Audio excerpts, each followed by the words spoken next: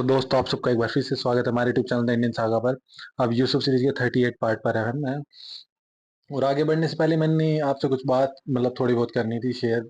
Recent में हमने देखा होगा कि कुछ लोग जैसे कुछ इंसिडेंट होते हैं तो लोग जैसे एक समुदाय को तो एक तरफ रख के बट एक जहाँ से बेसिक वो आ रही है रूट है, जैसे कुरान रूट है।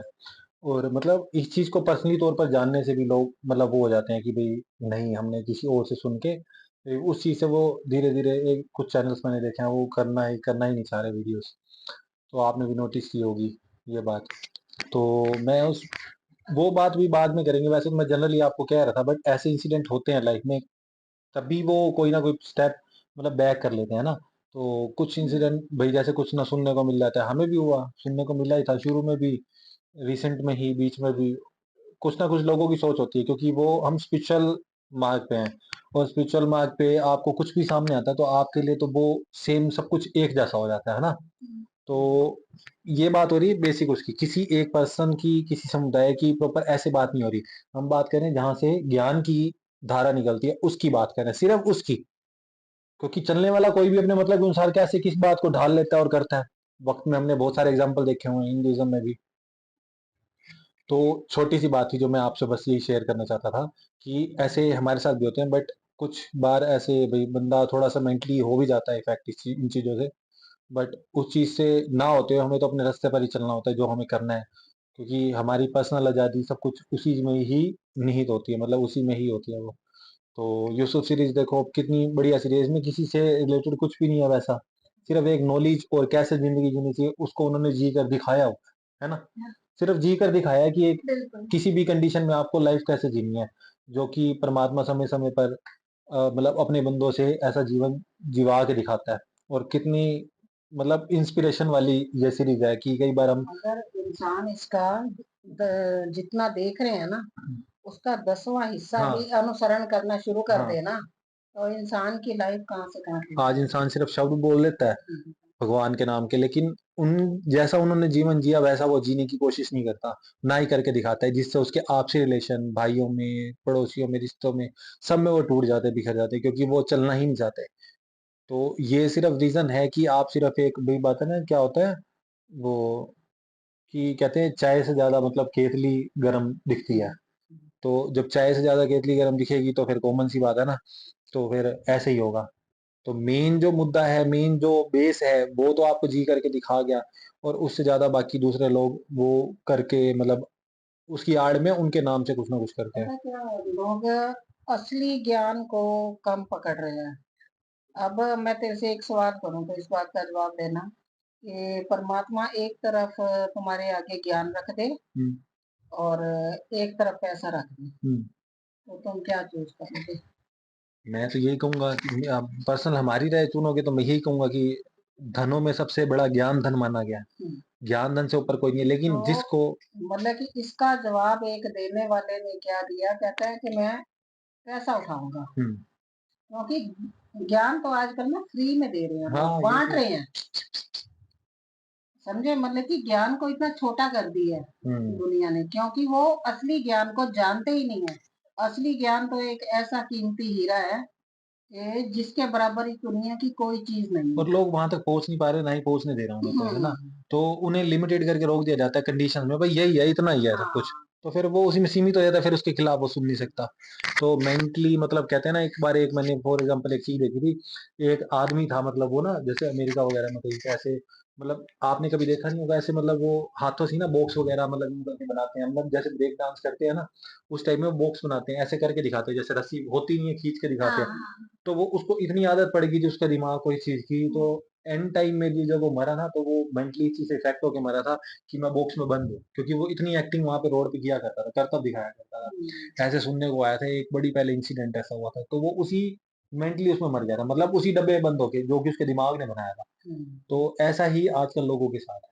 तो ये कुछ चीजें थी जो हम, मतलब कि मकड़ी की तरह अपने बनाए हुए जाल में उलझ जाते हैं। बस ये छोटी चीज थी जो कई बार होता है कि हम खुल के नहीं बोलते बट एक तरीके से बोलते हैं उस बात को, क्योंकि समझने वाले फिर समझ जाते हैं और नहीं समझने वाले तो वैसे ही नहीं समझ पाते, है ना। तो ये एक हिंट्स होते हैं कि भाई इंसान को बहुत चीजें सहन करनी पड़ती हैं, देखनी पड़ती हैं, अगर उसे डिफरेंट मार्ग चूज करना होता तो। हमारे ऋषि मुनि संत सब कुछ वो भी सह करके गए हैं, देख रहे हैं, यूसुफ सीरी भी देख रहे हैं। तो जब आप डिफरेंट कोई अलग राह पकड़ते हो, भेड़ चाल से अलग कर जाते हो, तो फिर वो आपको अपनी तरफ खींचते हैं भेड़ में, नहीं आप इधर ही चलो, यही चाल ठीक है। तो बस ज़्यादा ना बोलते हो, क्योंकि कई बार लोग कहते हैं ज़्यादा ना बोलो, लेकिन कुछ कई बार बातें बोलनी पड़ती हैं।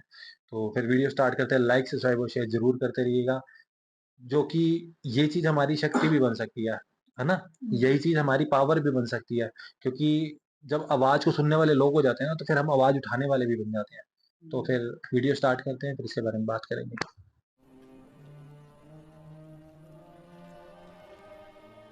अब इसका आखिरी हल वही है जो हमने सोचा था। जाओ नैनीफर को बुला कर लाओ।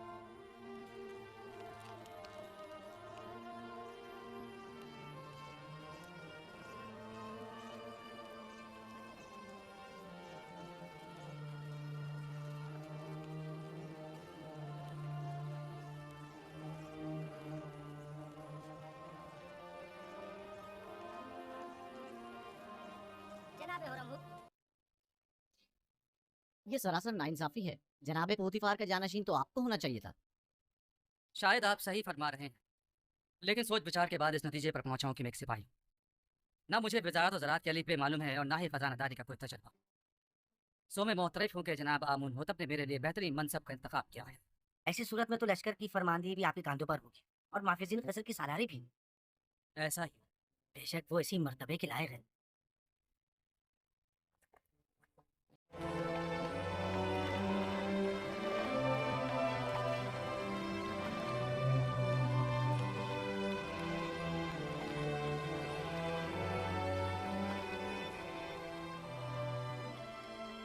पुतिफार एक अजीम इंसान थे, रहमत खुदावंद उनके साथ हो।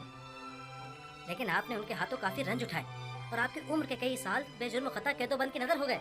लेकिन वो अब भी मेरे लिए मोहतरम हैं और उनके लिए मेरे दिल में कोई कीना नहीं है।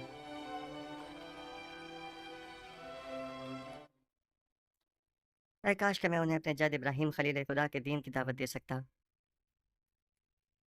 खुदा उनकी मग़फ़िरत फरमाए और उन्हें अपनी जवार रहमत में जगह अता फरमाए।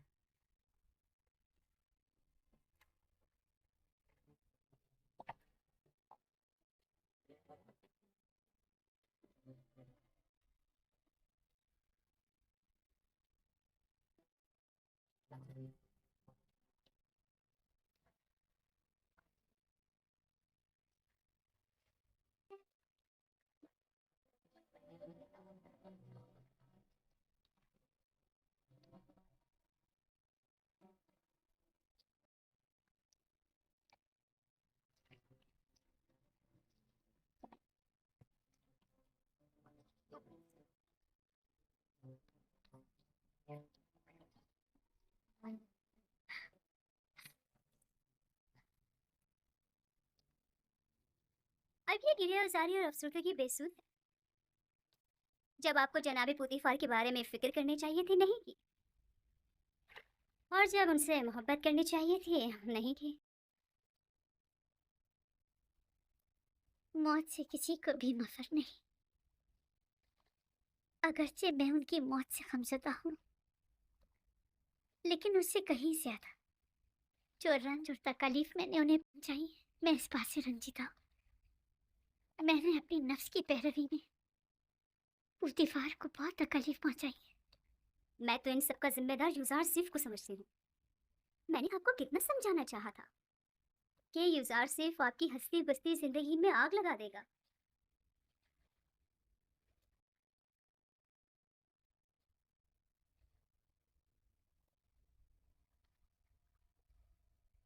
नहीं, यूज़ार सिर्फ की कोई खता नहीं था। ये तो मैं थी जिसने उसके खिलाफ साजिश की। गुनाहगार मैं हूँ। मैंने पुतीफार के साथ बुरा किया और यूज़ार के साथ भी।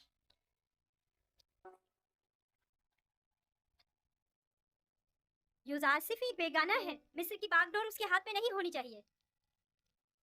वो सरजमीन मिस्र का परवरदा और तरबियत याफ्ता है। वो न सिर्फ हमारे मुस्तकबिल के बारे में फिक्रमंद है, बल्कि इंतजामी उमूर में भी हमसे ज्यादा माहिर है। आखिर तुमने होरम को जानशीन पुतीफार क्यों नहीं चुना? बानो, होरम एक बहादुर सिपाही है। वो उमूरी ज़राअत और खुराक और खजानादारी से नावाकिफ है।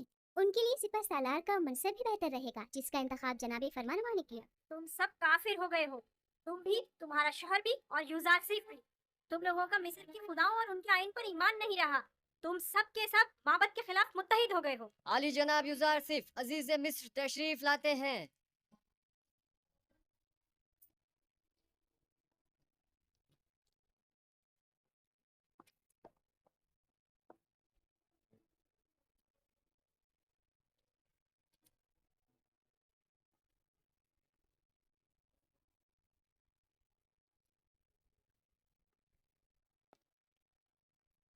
दरूद पर फरमारवाए मुक़्तदर व मेहरबान मिस्र। दुरूद पर युज़ारसीफ़ हकीम अजीज़ मिस्र। फरमारवा ने मुझे जनाब पुतिफार की जानशीनी के लायक जाना, इसके लिए मैं उनका सिपासगुजार हूँ। जब खुदावंद ने आपको रसालत जैसी अजीम जिम्मेदारी के लिए मुंतखब किया, तो फिर मिस्र के इंतजामी उमूर के लिए हम आपके अलावा किसी और का इंतखाब किस तरह करते? आप तो इससे कहीं ज़्यादा मकाम और मर्तबे के लायक हैं। आप हमारे नज़दीक मुदीर व मुदब्बिर, दाना और हकीम व मोतमिद व अमीन की हैसियत रखते हैं। मिस्र के तमाम उमूर और इस बहरान से जो हमें दरपेश है, निमटने के लिए भला हम आप जैसे लायक और दाना मुदब्बिर को छोड़कर क्यों कर किसी और का इंतखाब कर सकते? जनाब फरमारवा की इन नवाजिशात पर मैं उनका सिपासगुजार हूँ और उम्मीद है कि मैं उनके इस एतमाद का कमा का हक अदा कर सकूँगा।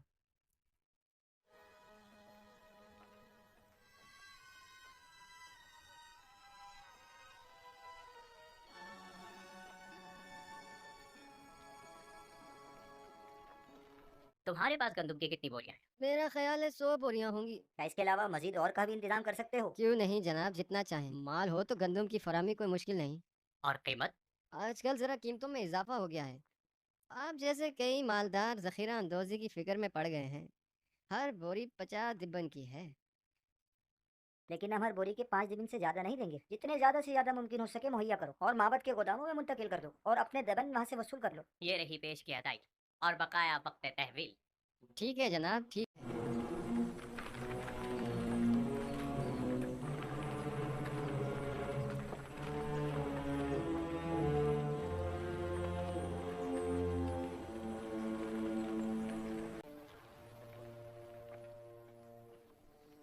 आज गंदम के वसी पैमाने पर खरीदारी की गई। काहिनान माबद जखीरा अंदोजे की फिक्र में पड़ गए हैं और मुनाफाखोरी की फिक्र में। तो फिर ये हौरमहूब क्या कर रहा है? उन मुनाफाखोरों की राहें मसदूद क्यों नहीं करता? उन्हें बखूबी अंदाज़ा हो गया है कि मुस्तकबिल की जंग गंदम की जंग है। लेकिन मैं इस गंदम की ज़ख़ीरा अंदोज़ी के कुछ ज़्यादा मुखालिफ ही नहीं हूँ। काहिनान और सरवतमंद इस ज़ख़ीरा अंदोज़ी से खुद अपनी शिकस्त की राह हमवार कर रहे हैं। लेकिन अगर हम सही तरीके से गंदम की ज़ख़ीरा साजी करें तो उनकी शिकस्त के असबाब मुहैया करेंगे। मुझे इकरार करना पड़ेगा कि मैं आपके कहने का मकसद नहीं समझ पा रही। भला गंदम की जखीरा अंदोजी कैसे काहिनों के लिए शिकस्त का बाइस बनेगी, जबकि हमारे लिए कामयाबी और कामरानी का? इसकी वजह ज़ख़ीरा साजी का तरीक़ाकार है। जिस तरह वो गंदम की ज़ख़ीरा अंदोज़ी करेंगे वो 2 साल से ज़्यादा दवाम नहीं पाएगा और वो तमाम ज़ख़ीरा ज़ाय हो जाएगा। लेकिन हम अपने मखसूस तरीक़ाकार से गंदम को 7 सालों तक महफूज रख सकते हैं। युज़ारसीफ़ ऐसी बातें करते हैं जो हमेशा हमारी फ़िक्रों को मज़ीद महमीज़ कर देती हैं। मैंने ज़ख़ीरा साजी का ये राज अब तक किसी को नहीं बताया है और यह तरीका मैंने अपने खुदा से सीखा है। लेकिन अगर जनाब फरमारवा मुसिर हैं तो मैं बता देता हूँ। लेकिन अगर मुझ पर एतमाद करें तो बेहतर होगा कि ये राज महफूज रहेगा।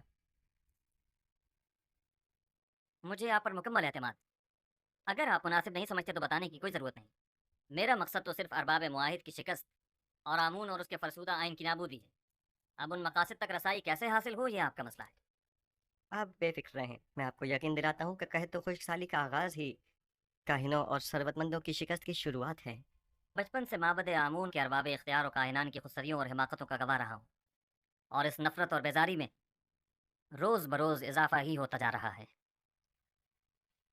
जब तक मैं आमून, आखमहू और दीगर काहिनों की बिसात नहीं लपेट देता, सुख का सांस नहीं लूँगा। मैं आपसे मुत्तफिक हूँ और इस मकसद के हुसूल के लिए मेरा मशवरा है कि सबसे पहले आमून की बका के असली अरकान का खात्मा किया जाए और फिर आमून का। और इन अरकान में से एक आमून पर पुख्ता अकीदा है और दूसरा माबद के ख़जाने। जब तक ये दोनों अरकान कायम हैं, आमून और काहिनान भी बदस्तूर अपनी जगह कायम रहेंगे। अब वो वक्त ज़्यादा दूर नहीं कि जब तमाम खुदा और उनके माबद इनतात पजीर हो जाएंगे। आखमहू को ज़ेर करना इतना आसान भी नहीं है। उन्होंने हर जगह तो नफूज किया हुआ है, हत्ता कि मुझे अपनी माँ बानूती पर भी एतमाद नहीं रहा और मुझे हमेशा इस बात का खदशा रहता है कि मुबादा मुझ पर पहला बार उन्हीं की जानिब से हो। ये एक जंग है जनाब फरमारवा। जिस तरह जासूसी और मुखबरी इसका लाजमी जुज़ है। और जनाब फरमानवा उसी तरह किश्तो खून से भी इनकार नहीं किया जा सकता। बिल्कुल जैसा कि माजी में काहिनाने माबद ने फरमारवा आमून हो तब से उनकी जान लेने की कोशिश की थी। जनाब युजारसी, आपने कसर के माबद के असली महरकीन की सरकोबी के लिए क्या तदाबीर सोची? पहले कसर में मौजूद माबद के असली महरकीन की शनाख्त करना है, जिनकी शनाख्त तकरीबन की जा चुकी है। फिर उन पर कड़ी नज़र रखना और बवक्त ज़रूरत उनके खिलाफ सख्त तरीन कार्रवाई करना है। नहीं, मैं कभी भी कुरैशी के हक में नहीं रहा। जनाब युजार सेफ के कहने का मकसद कुरैशी नहीं है, यानी कुछ तो खो की जरूरत ही नहीं, बस कसर से उनका इनखला ही काफी होगा। आपने कहा कि असली मुहर्रिकीन की शनाख्त कर ली गई है। जी बानो हुजूर, जल्द ही उन्हें बेनकाब कर दूंगा, फिक्र की कोई बात नहीं।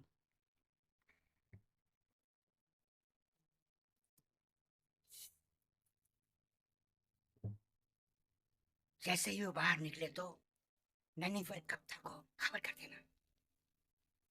तुम मुझे कहाँ मिलोगे? मैं हमेशा कसर के अतराफ में ही होता हूँ, बस जरा नजर दौड़ाओगे तो मुझे देख लोगे। मौका पाते ही उसका काम तमाम कर देना। फिक्र मत करें, बाकी काम मुझ पर छोड़ दें। बस याद रहे कि हम एक दूसरे को बिल्कुल नहीं जानते। आप बिल्कुल इत्मीनान रखिए।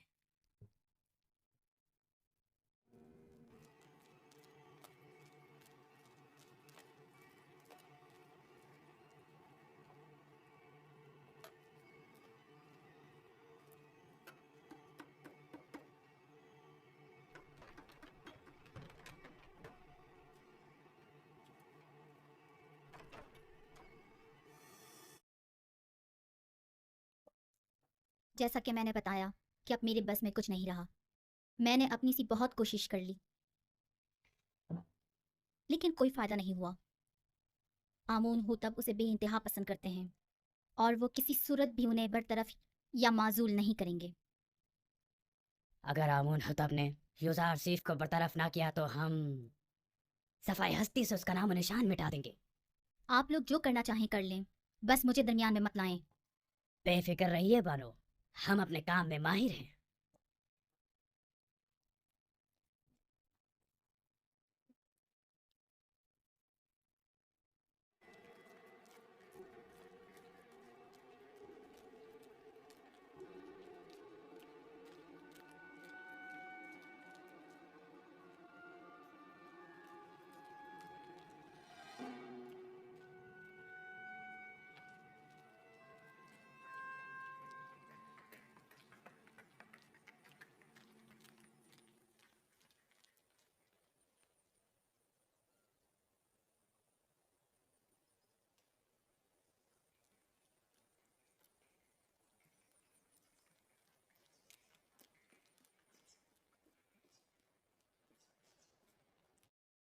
जनाब यूजासिफ, दौलतमंद अफराद की जानिब से पेशगी महसूलात की मुहिम काफ़ी अच्छी रही है।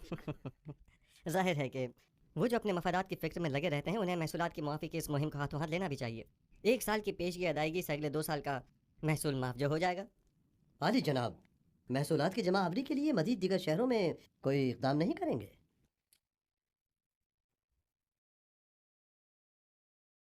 हाँ, इसके लिए हमें अपने ज़ाविरा के साथियों की मदद दरकार होगी। कल इस सिलसिले में उनसे तफसीली बात करूँगा। मैं उन सबको खबर कर दूंगा। क्या हुआ बिनारुस? चंद लम्हों पहले आखमहू के एलची को देखा जो बानूती से मिलने गया था। उसका पीछा किया। उसने सामने वाले कसर के मुहाफिज से थोड़ी देर बातचीत की। उनके इरादे मुझे कुछ ठीक मालूम नहीं होते। मुझे आपकी जान की बड़ी फिक्र है। मौत का डर खौफ तो उसे हो जिसके पास खुदा जैसी हस्ती मौजूद न हो, या वो इस दुनिया से बेतहाशा लगाव रखता हो। आली जनाब, अब आपकी जिंदगी सिर्फ आपकी नहीं रही, तमाम लोगों की उम्मीदें आपसे वाबस्ता हैं। यूसुफ तो कुछ भी नहीं है। खुदावंद मुझ जैसे बंदों को भेजने में आजिज नहीं है। ये यूसुफ न हुआ तो क्या वो कोई और यूसुफ भेज देगा?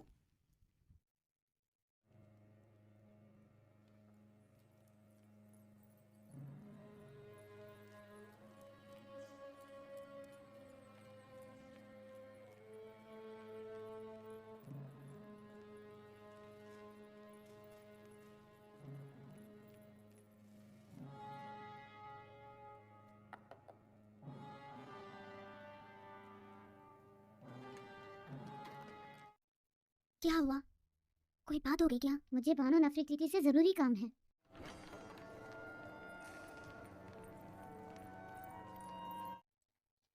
दुरूद पर फरमा रवा और मेरे खुदाबंदगार जनाब आमून हो तब।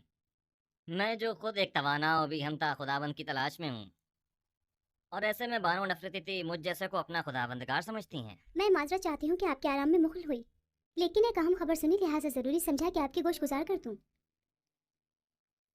सुन रहा हूँ। अभी अभी मुझे खबर मिली है कि काहिनाने मबद युजार सिफ के कत्ल का इरादा रखते हैं। कब, कहाँ और कैसे? युजारसिफ इस वक्त कहाँ है? मैं ये सब तो नहीं जानती, बस इतनी खबर मिली है कि काहिनों ने इनके खिलाफ मंसूबा बनाया है। किसी भी वक्त युजार सिफ पर जानलेवा हमला हो सकता है। आपको यह सब कैसे मालूम हुआ? बानुती की नदी में खास ने खुद सुना था कि आपू की काहिन आपकी वालदा के साथ इस बारे में गुफ्तगू कर रहा था। युजारसिफ को मेरे पास बुलाओ, फौरन।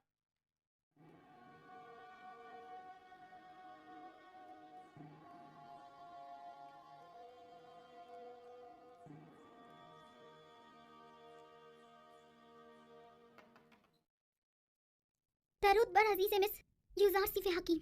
आप पर भी खुदा का दरूद हो। क्या वो परेशान मालूम होती हैं? जनाब फरमा रवा ने आपको अभी और इसी वक्त याद फरमाया है और काफी उजलत में है। कोई खास बात है? उन्होंने कुछ बताया नहीं कि क्या काम है? नहीं, बस काफी परेशान थे और चीख कर मुझसे कहने लगे कि आपको खबर कर दूं। चलिए।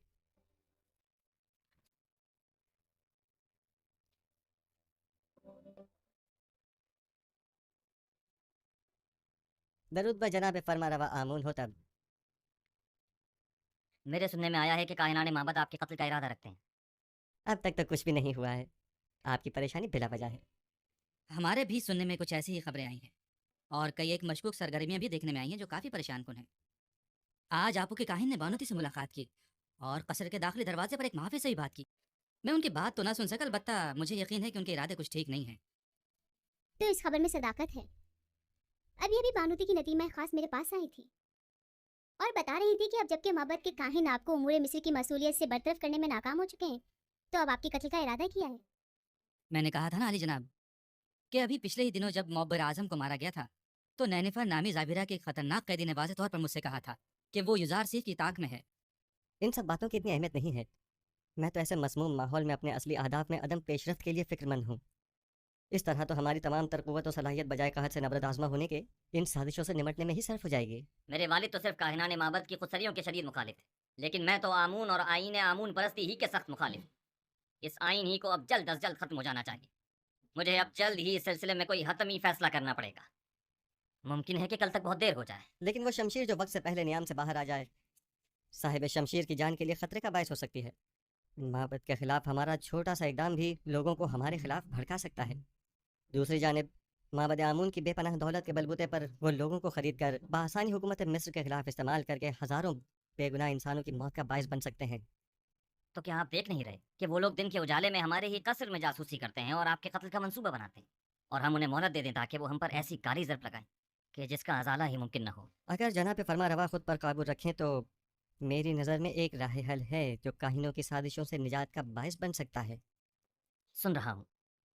मैं तो बस काहिनों की साजिशों से छुटकारा चाहता हूँ। किस तरह, यह आप बेहतर जानते हैं। सबसे पहले मेरा जनाब फरमा रवा से एक सवाल है, फिर उसके बाद मैं काहिनों से निपटने का रास्ता बताऊंगा। मैं ये जानना चाहता हूँ कि जनाब फरमा रवा किस खुदा की परस्तिश करते हैं? मैं आपके खुदा के बारे में ज़्यादा कुछ तो नहीं जानता, अलबत्ता इतना ज़रूर जानता हूँ कि माबद के खुदाओं की तरह वो अपने ख़जानों के मुंह भरने की फ़िक्र में नहीं रहता, और उसने अपने पैगंबर युजारसिफ को बगैर किसी मफाद के अहले मिस्र की निजात और हिदायत के लिए भेजा है। उसके जो औसाफ आपने बयान किए, क्या उसके पेश नज़र में आपको खुदाई यकता की परस्तिश की दावत दे सकता हूँ?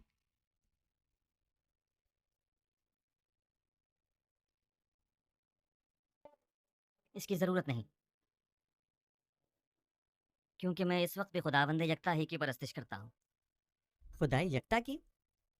हाँ बिल्कुल, खुदाए यकता की। वही जिसके नूर से तमाम कायनात मुनव्वर है और जिससे तमाम मखलूक यकसा तौर पर फैज़ पाती है। वही जो मौजूदात की हयात का मौजिब है, जंगलों का अस्पत उगना और खेतों का लहराना जिसकी बदौलत। जनाब फरमा रवा को जोश में नहीं आना चाहिए, कहीं दोबारा आप पर गशी का दौरा न पड़ जाए। मैं खुदाए आतून की, यानी उस खुदा की परस्तिश करता हूँ जिसके बगैर तमाम कायनात सर्द बेरंग है। खुदाए यकता और बेहमता से आपकी मुराद वही आतून है ना? मैं सही से कुछ समझा नहीं। क्या जनाब फरमा रवा उस खुदा पर कि जो खुर्शीद को ताबिंदगी बख्शने वाला और खालिक कुल मखलूक़ात है ईमान लाए हैं? उस पर भी और उसके पैगंबर पर भी। क्या मैं खुदा यकता को आतून कह सकता हूँ? उसके हज़ारों नाम हैं और दुनिया के मुख्तलिफ इलाकों में उसे मुख्तलिफ नामों से पुकारा जाता है। जनाब आमून हो तब उसे आतून कह सकते हैं। आमून हो तब। मैं इस नाम से बेजार आ चुका हूँ, मैं आमून के नाम से ही बेजार हूँ। मैं आतून की परस्तिश करता हूँ। मैं चाहता हूँ कि आज के बाद मुझे आखनातून के नाम से पुकारा जाए। खूबसूरत नाम है, बंदाए आतून, आखन आतून, यानी आखनातून। मैं कल अपने दीन की तब्दीली का ऐलान कर दूंगा। सबको मालूम होना चाहिए कि आमून हो तब नहीं, आखनातून एक नातीरा खुदा यकता की परस्तिश करता है। और सबको हुक्म दूंगा कि वो भी यकता परस्त हो जाएं और मिस्र के उन बेशुमार बेजान खुदाओं से इजहार बेजारी करें और उन्हें नाबूद कर दें। मैं आपके यकता परस्त होने और नाम की तब्दीली से तो मुत्तफिक हूँ, लेकिन फ़िलहाल लोगों को यकता परस्ती पर मजबूर करना और उनके आइन की तब्दीली को मुनासिब नहीं समझता। लेकिन क्यों? क्योंकि आपको लोगों की मुखालफत का सामना करना पड़ेगा। लोग अब भी आमून के मोतक़िद हैं। अलबत्ता अगर आप अपने आइन का नाम तब्दील कर दें तो लोग तरद्दुद का शिकार हो जाएंगे, क्योंकि वो आपको खुदा का फर्जंद समझते हैं और आपका इजहार बेजारी आमून पर उनके ईमान को मुतज़्ज़ल कर देगा। ऐसी सूरत में तो काहिनाने माबद आपके नाम की तब्दीली पर निहायत खुशमगीन होंगे। इसमें कोई शक नहीं। मेरा मशवरा है कि एक मखसूस दावत में और तमाम हाजरीन की मौजूदगी में आप अपने नाम और आइन की तब्दीली का बरमला ऐलान कीजिए। यह खबर काहिनों पर बिजली बनकर गिरेगी, क्योंकि फरमा रवा के आइन की तब्दीली आमून की अजमत और काहिनों के मकाम और मर्तबे को कम कर देगी। इस तरह तो हमें अपने कसर से माबद आमून का भी खात्मा करना होगा और बानो नफरती को भी आईने यकता परस्ती कबूल करना होगा। और यूं कसर को काहिनाने माबद की दखल अंदाजियों से भी निजात मिल जाएगी। ऐसी सूरत हाल में तो जनाब युजार सिर्फ के लिए मजीद खतरा पैदा हो जाएगा, क्योंकि माबद इन तमाम वाक़यात का जिम्मेदार उन्हीं को ठहराएगा। परेशान मत होइए, मेरा खुदावंद मेरा मुहाफिज है। जनाब युजासिफ, खुदावंद अपने पैगंबर की हिफाजत करेगा और हम अपने पैगंबर की। खुदावंद का हिफाजत करना हमें बरी जिम्मा तो नहीं करता है ना। इन्हें हरगिज़ तनहा न छोड़ा जाए, बिलखुसूस जब कसर से बाहर तशरीफ ले जाए।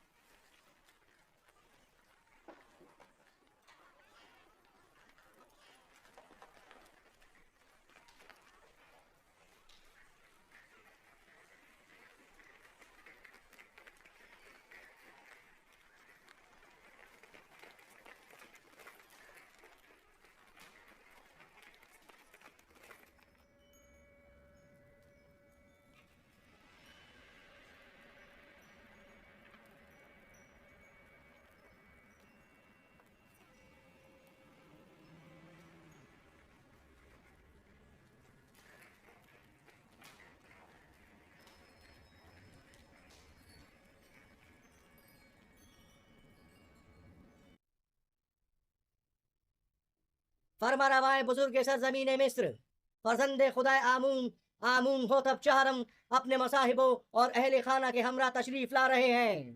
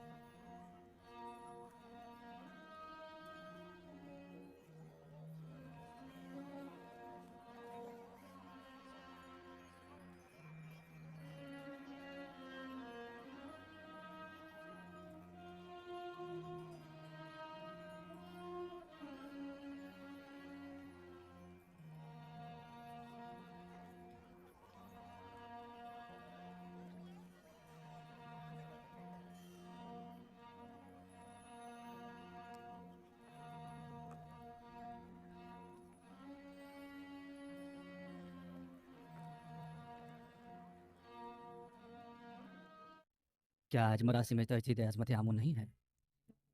हाँ, लेकिन मालूम नहीं बगैर किसी एहतमाम के क्यों है।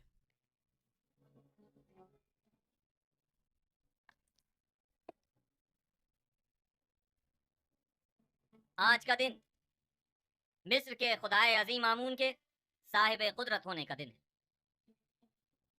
आज के दिन आमून ने मिस्रियों के कदीमी खुदा रात को एक मुकाबले में शिकस्त दी और यूं मिस्र का अजीम खुदा करार पाए। अहले मिस्र हर साल इस रोज को मुकद्दस गिरदारते और फरमारवाए मिस्र एक मखसूस आईनी मरासिम का इनेकाद करते हैं। आमून के मुजस्समे की यहाँ मौजूदगी की वजह भी है।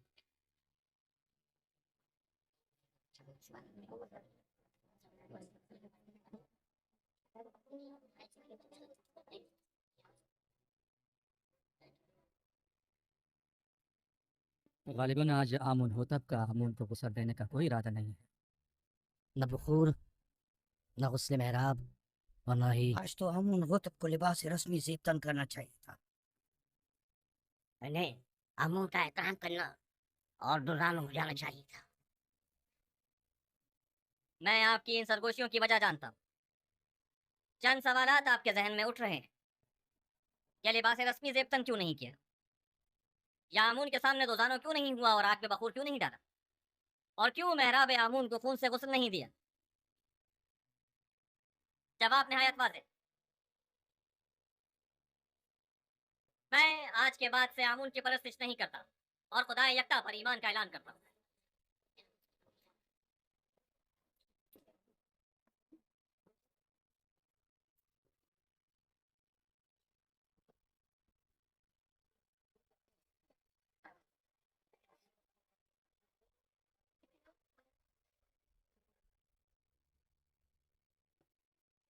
मुझे मालूम था, मैं जानता था कि यूसुफ अपना काम कर दिखाएगा।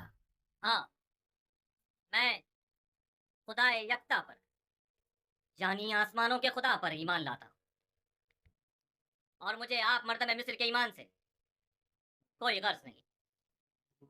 हर एक अपने इंतखाब में आजाद है। ये क्या कह रहे हैं आमुन उताब? ये सब क्या है? बस कीजिए माँ, बस कीजिए और बैठ जाइए। आपका हिनान इस मुजस्समे को यहाँ से बाहर ले जाए। कसरे अखनतून को अब आमून की कोई जरूरत नहीं है। माबद आमून को भी बंद कर दिया जाए। आज के बाद ये कसर आमून और माबद आमून से पाक होगा। सुना नहीं आपने? मैंने कहा इस मुजस्समे को ले जाए यहाँ से।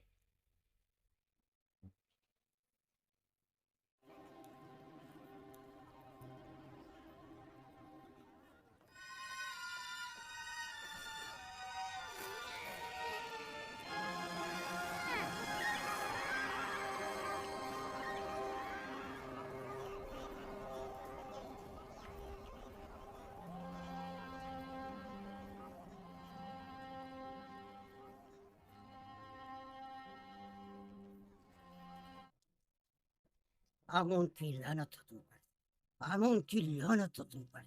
आमून तुम्हें हरगिज नहीं बख्शेगा। खुदाए आमून की मार हो तुम पर, खुदाए आमून की निफरीन हो तुम पर, निफरीन हो तुम।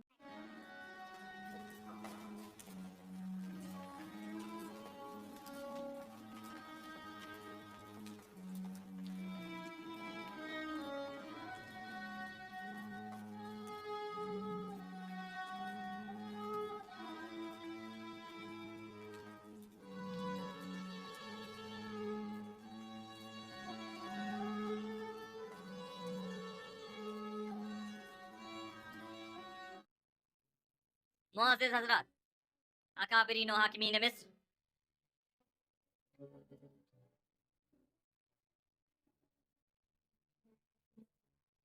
आज से मैं खुदा यकता की परस्तिश का ऐलान करता हूँ और अपना नाम मामून होतब से बदलकर आखनतून रखता हूँ। मिस्र के तमाम खास आम में इस बात की तशहीर कर दी जाए कि आज से नाम फरमारवाए मिस्र आखनातून है, यानी आतून खुदा यकता की परस्तिश करने वाला। मेरा नाम मामून होता तब तक था जब तक कि मैं आमून की परस्तिश किया करता था, लेकिन अब मैं उसकी परस्तिश नहीं करता।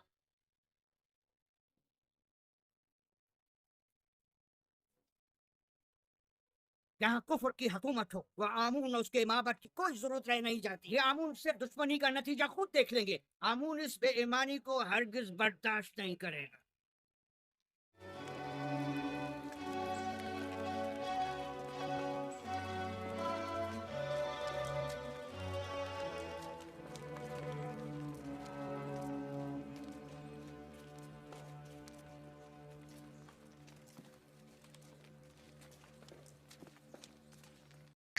तो दोस्तों ये था एपिसोड, जो कि कह सकते हैं ज़बरदस्त था। एक तो पॉलिटिकल बहुत अच्छा था सब कुछ, क्योंकि देखा जाए तो पूरी की पूरी पॉलिटिक्स के इर्द-गिर्द ये चल रहा है इस टाइम।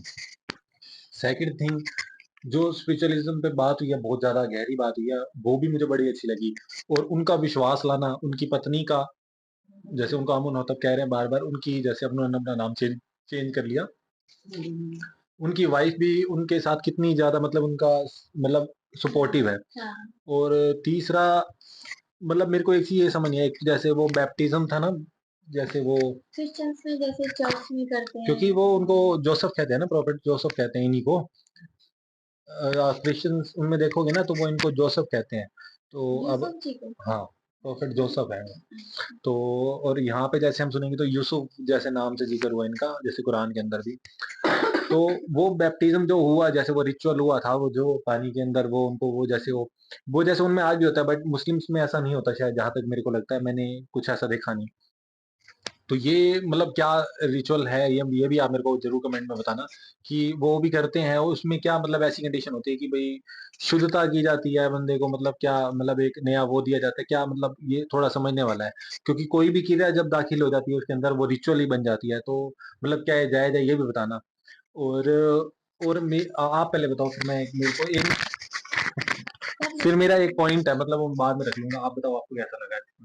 बात वही आ जाती है कि जितनी बार सीरीज देखते हैं, हमारा भी एक रटा-रटाया वाकया हो गया पर कि ये ये ज़बरदस्त था। सीरीज देख के अच्छा लगा, और अब तक तो ऐसी कोई सीरीज नहीं आई जिसमें रोंगटे ना खड़े हों। हाँ, वो नहीं हर है। सीरीज में हमारे साथ ऐसा ही होता रहा है कि पीछे का देखते हैं तो उससे जो आगे का आता है वो उससे भी ज़्यादा हमारा मतलब कि अ, रोंगटे नहीं, खड़े कर अब तो देने वाला बिल्कुल होता मतलब है। उस पे अपने हाँ, उस पे जा रहा है ना, बिल्कुल जी। पीक पे आ रहा है अपनी। तो अब जैसे वो सारी साजिशें चल रही हैं, मेन तो उनको मारने की साजिशें उनको चल रही हैं। मारने की साजिश है, या जो यहाँ के राजा हैं, उन्होंने किस तरह से एक खुदा पे अपना ईमान ले आए हैं वो, क्योंकि वो एकदम से नहीं लाए, शायद उनके अंदर ये जागृति पहले से भी थी। हाँ, बचपन से ही कुछ ना कुछ उनका। हाँ, मतलब कि एकदम से उनको इनसे सब कुछ, इनसे तो ये है कि एकदम से जो वो अपने आप में सोचते थे, उन पे एक ठप्पा लग गया जैसे। लेकिन उनके जो जागृति थी वो बचपन से उनका हम रोल देखते आए हैं ना, तो हमें दिखता था कि वो परमात्मा खुश होते के थे इनकी चुने हुए बातें होते सुन हैं के। ना। बाकी मेरे को एक चीज़ बड़ी अच्छी लगी, यूसुफ जी ने जो वो लाइन बोली थी ना, उन्होंने कहा कि आपको भाई मारने की साजिश कर रहे हैं। तो हाँ। उन्होंने कहा या तो भी मैं खुदा पे भई मेरे को दुनियावी चीज़ें या तो अट्रैक्ट करती हों, या मेरा खुदा में यकीन ना हो।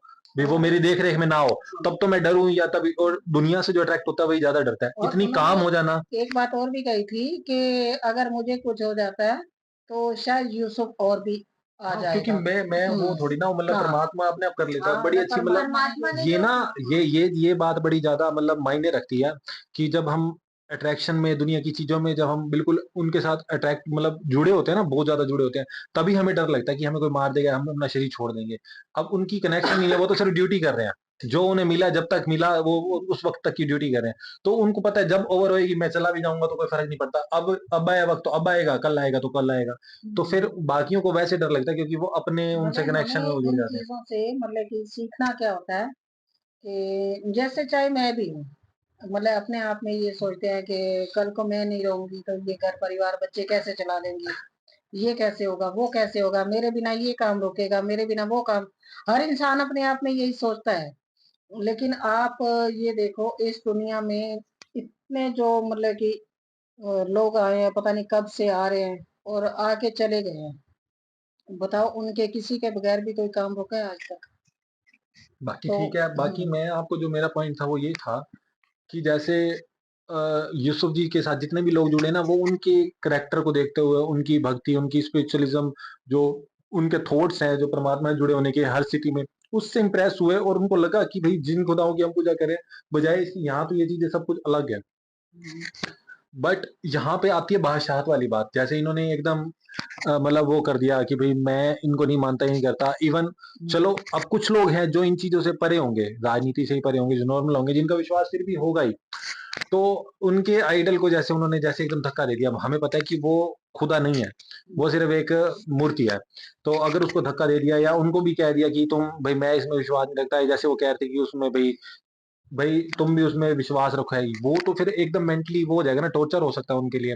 तो मैंने पीछे जब एक वीडियो करी थी तब उसने किसी ने कहा था कि बादशाहत के दौर में ये चीजें नहीं मानी जाती, जब प्रॉफिट आते हैं ना जो उनके अकॉर्डिंगली माना जाता है। नहीं तो इसका एक फिर शायद फॉर एग्जांपल ये भी निकलता है कि कल को अगर इस तरीके से मान लो, जैसे अब मान लो कि कोई किसी का किसी में विश्वास है, तो एकदम कोई जैसे मुस्लिम्स वगैरह या भाई जैसे कुछ भी आ जाए उनकी वहां पे आ जाए बादशाह, तो वो तो उनको सीधा सीधा कह देंगे भाई अब तुम्हें करना ही नहीं है तो ऐसा ही करो। तो ऐसा ही पिछले दौर में हुआ भी है, शायद बादशाहत के दौर में तो बहुत ज्यादा हुआ ही है जब बादशाह रही है उनकी।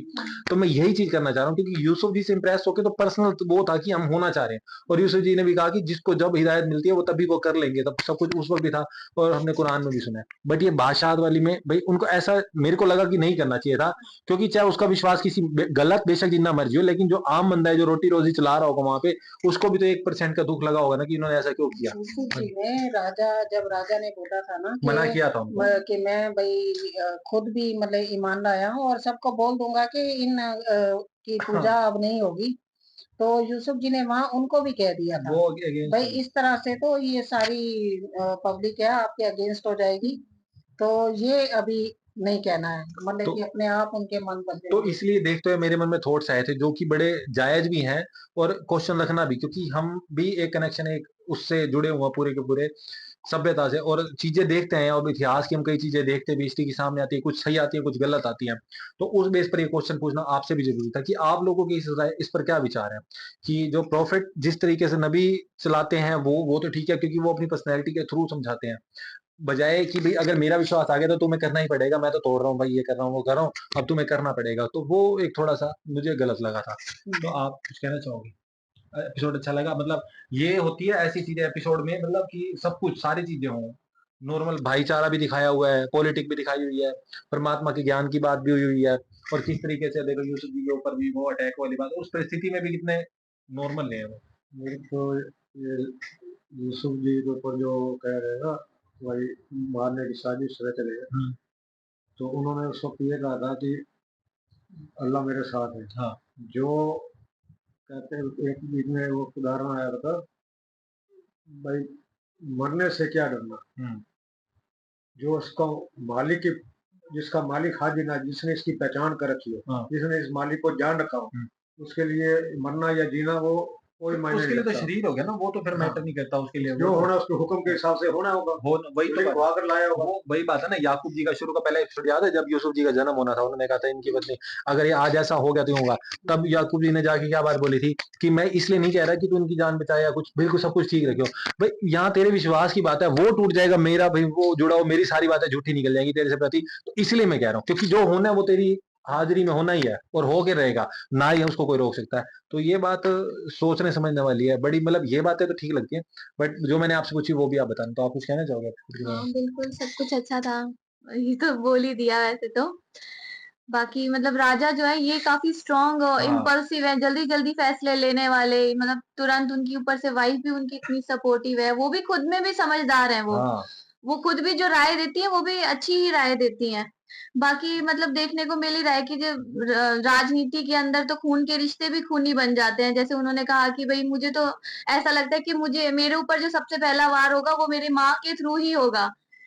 तो और वो चीज़ देख भी चुके हैं कि उनकी पिता की हत्या करने की एक बारी उन्होंने जो साजिश करी तब भी उनकी माँ ने उन्हीं लोगों का साथ दिया बजाए कि उनके पिता के। और ये चीज़ हो भी सकती है क्योंकि अब उन्होंने बिल्कुल ही वो उनके विश्वास छोड़ दिया अमून का, तो माँ तो दुश्मन बन ही सकती हैं। तो बाकी देखते हैं आगे क्या होता है। बहुत अच्छा एपिसोड था, जबरदस्त, और मजा आता है सही में, मतलब लेखा का पश्चाताप भी मतलब इस वक्त दिख रहा है वो तो सिर्फ मतलब ये वो ना बिना शब्दों के अब कहने वाली चीज रहेगी। अब अगर हाँ हम उस वो पे तो बाद में बोलेंगे कि भाई वो उनका, क्योंकि मतलब अपने पति की मौत पे कैसे एक्सेप्ट अब कर तो रही है, सच में आप उनका बहुत दुख दी है, अब तकलीफ दी बहुत। लेकिन अब आप बिल्कुल उसको सिर्फ बिना शब्दों के मौन होके, अब जितने भी एपिसोड आएंगे जब तक कि वो यूसुफ जी से नहीं मिलते तब तक आप सिर्फ उसको मौन शब्दों में ही अपने महसूस कर सकते हो, क्योंकि ये पता चल गया कि एक बंदा पश्चाताप की अग्नि में जल रहा है। हाँ अब वो उसको लोग ताने मारे कुछ मारे वो फर्क नहीं पड़ेगा, क्योंकि वो पहले ही जल रहा है। लेकिन वो जो उनकी दासी है वो उसके बावजूद भी भड़काने पे लगी हुई है उनके कि कहने का हाँ मतलब शायद ये भी तुम था, गलत नहीं हो, यूसुफ की गलती उनके है। कहने का मतलब ये था कि ये तुम्हारे लिए आग का काम हो जाएगा कि इसके चक्कर में मत पड़ो, क्योंकि ये डिफरेंट मोड पे चल रहे हैं और तुम अगर इसके साथ साथ चलोगे तो तुम खाम खा, वो उस बेस पे शायद कह रही हूँ थोड़ा सा। तो बस काफी है, इतना बोलना हमारा शायद आज के लिए, क्योंकि बातें फिर बहुत सारी होती है। स्पिरिचुअल टॉक्स ना जितनी मर्जी करते रहो कोई खत्म नहीं होती, तो इसलिए बस इतना ही कहते हैं। और आप जरूर बताना जो मैंने बात बोली या क्वेश्चन पूछे आपसे, तो लाइक से साइड भी शेयर करते रहिएगा दबा के, क्योंकि आपके सपोर्ट की सही में जरूरत है, तभी तो एक आवाज बुलंद होती है, जो मैं अब भी नोटिस कर रहा हूँ। मैंने बीच में शुरू में भी आपको ये बात बोली थी, जब हमारी आवाज में पीछे से कहते हैं ना किसी के मतलब हाथ हो किसी का या कुछ ऐसे पर्सनल सपोर्ट हो, कोई ताकत तो पीछे हो, तभी वो अपनी आवाज को बुलंद कर पाता है। उसके रास्ते में जो रुकावटें आती हैं वो उनको भी पार कर देता है, क्योंकि पीछे से बैक होती है। तो जरूर इसको लाइक सब्सक्राइब शेयर और दबा के कीजिएगा। तो मिलते जल्दी नेक्स्ट वीडियो में, अभी के लिए इतना काफी है। बाय।